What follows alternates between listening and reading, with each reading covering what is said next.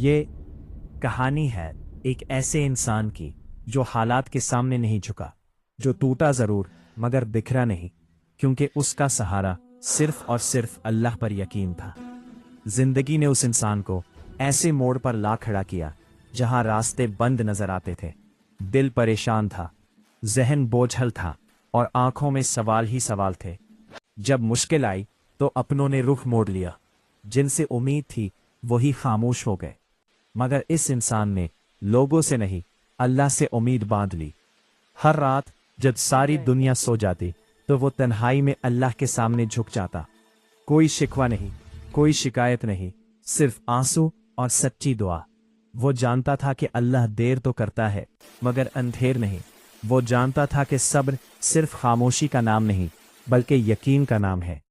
مشکل وقت میں بھی اس کا دل کہتا رہا، میرا رب سب دیکھ رہا ہے،